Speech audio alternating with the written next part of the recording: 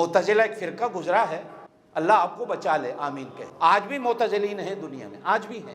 یہ تو شکر کیا کرو، شکر ادا کیا کرو علماء کا کہ آپ کو ان فرقوں سے بچانے کی کوشش میں لگے رہتے ہیں۔ ایک معتزلہ فرقہ ہے، وہ توبہ کا بھی قائل نہیں، وہ کہتا ہے بس گناہگار جہنمی ہیں، یہ توبہ کیا ہوتی، اور نیکی کرنے والا جنتی ہے، بس بات ختم۔ اور قرآن کی ایک آیت کا ٹکڑا انہوں نے لے لیا ہے کہ ان الابرار لفی نعیم، بے شک نیک لوگ جنت میں جانے والے ہیں، وان الفجار لفی جہیم، گنہگار لوگ جہنم میں جانے والے۔ توبہ کا دروازہ ہی بند ہو گیا، اور توبہ کا دروازہ اللہ پاک نے انسان کے لیے موت کے وقت تک کھلا رکھا ہے۔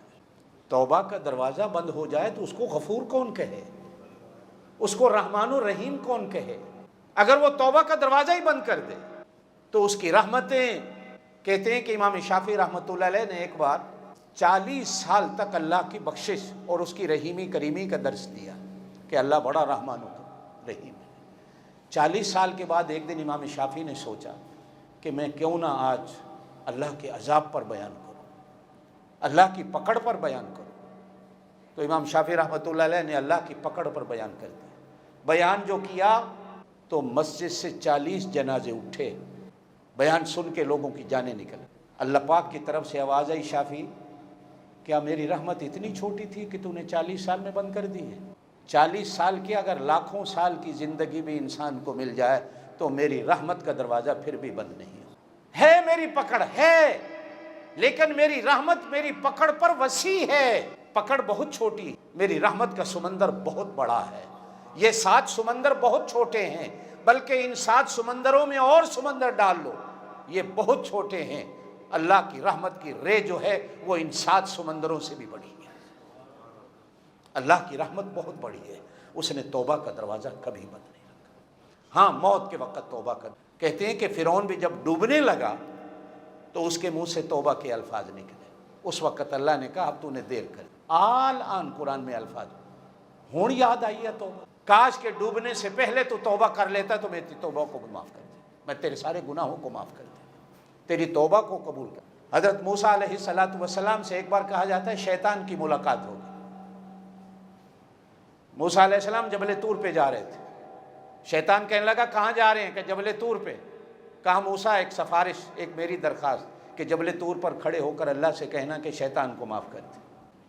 حضرت موسیٰ علیہ السلام جبل طور پہ جا کر عرض کرتے ہیں اللہ شیطان کہتا ہے مجھے معاف کر دے۔ اللہ نے کہا میں معافی دینے والا ہوں، قبول کرنے والا ہوں، کوئی بات نہیں، میں شیطان کی معافی بھی قبول کر لیں، لیکن میری ایک شرط ہے، چونکہ اس نے غرور اور تکبر کیا تھا ورنہ میں شرط بھی نہ رکھتا، اس لیے کہ وہ اللہ کیا جو بندے سے شرطیں رکھے، وہ غفور اور رحمان کیا جو شرطوں سے معاف کرتا ہو۔ ارے بابا آپ اور میں تو کہیں بیٹھتے ہیں کہ میں نے اسے معاف کر دیا، میں نے اسے معاف کر دیا، میں نے اسے، آپ اور میں تو شرطیں رکھ کے معاف کرتے ہیں۔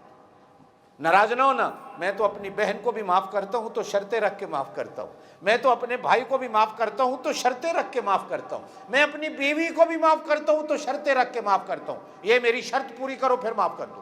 ایمان سے آپ اور میں جتنے بیٹھے، کبھی ہم نے کبھی کسی کو بغیر شرط کے بھی معاف کیا ہے؟ وہ اللہ ہے جو بغیر شرطوں کے معاف کرتا ہے، اس نے کبھی شرط نہیں رکھی۔ لیکن جب حضرت موسیٰ علیہ السلام نے کہا تو اللہ نے کہا میری ایک شرط ہے، میں نے جیتے جاگتے آدم کے بارے میں کہا تھا کہ آدم کو سجدہ کر، اس نے نہیں کیا تھا، آج اس سے کہو آدم کی قبر پر جا کر سجدہ کر دے، میں اس کو معاف کر دوں۔ غرور اور تکبر کا مارا ہوا ایسا تھا۔ حضرت موسیٰ جب واپس آئے تو کہا کیا ہوا؟